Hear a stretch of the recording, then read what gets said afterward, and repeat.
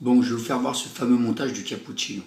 Attention, faites pareil, s'il vous plaît, sinon c'est raté. Non, je rigole, vous faites comme vous pouvez. Bon, petite technique.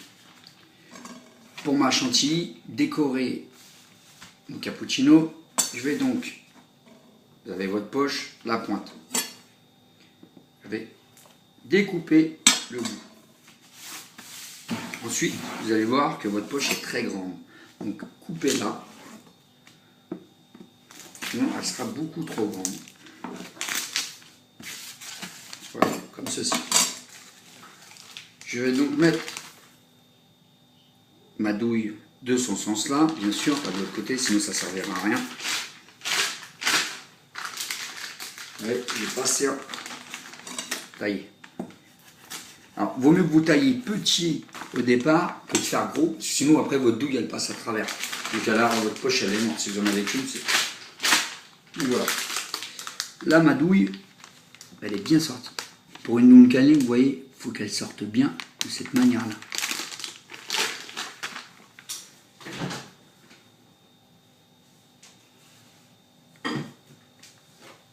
J'ai donc pris ma chantilly auquel je vais l'incorporer dans ma poche. Okay. Alors, la technique pour bien remplir votre poche, je sais que généralement à la maison, ou si on n'est pas du métier, c'est compliqué de remplir une poche. Mais je vais vous donner une bonne technique. Ok. Vous prenez donc votre poche comme ceci. Vous la retournez. Vous vous servez de votre main. Regardez, ma main, elle est bien placée là. Je vais donc prendre ma chantilly. Et là, vu que j'ai placé ma main bien en rond, je vais m'en servir de garde. Ok.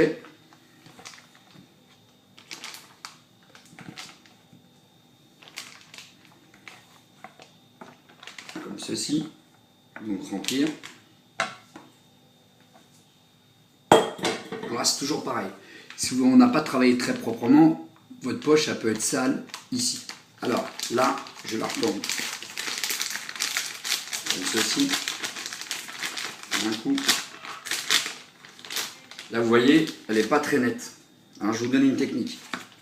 Je repose ma poche. Avec la dos d'un couteau, je vais donc passer légèrement dessus.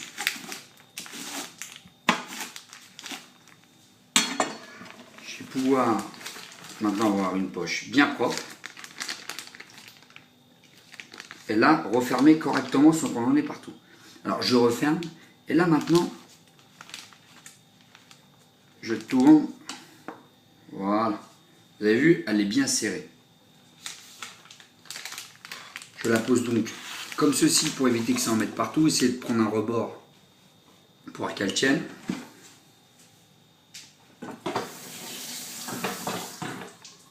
Voilà. Pour le dressage, je vais servir ça dans des verres transparents.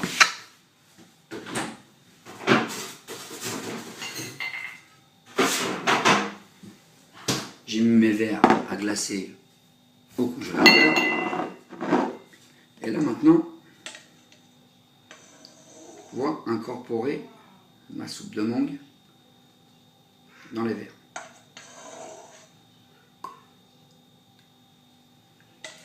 Alors vous en remplissez à 1/3, ça suffira largement. Moi, j'ai ma fille qui tape, il faut que j'ouvre. Alors, je vais maintenant, j'avais des cerises et des fraises, je les ai coupées en petits morceaux. Je les incorpore à l'intérieur, comme ceci. Voilà.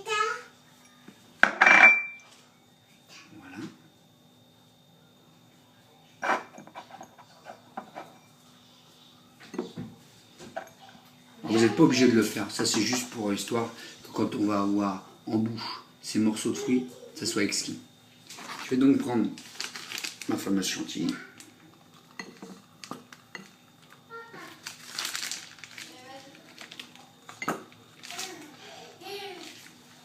Je l'incorpore.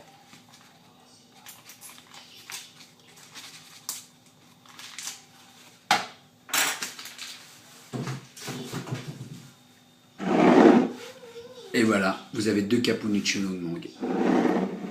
Comme ceci. Je vous souhaite une bonne dégustation. En tout cas, nous, on va se régaler. Et je pense que ce week-end, je vais le refaire parce qu'il fait vraiment chaud et beau. Je dis probablement à demain pour de nouvelles recettes et de nouvelles astuces avec Monsieur Bélanger. Ciao!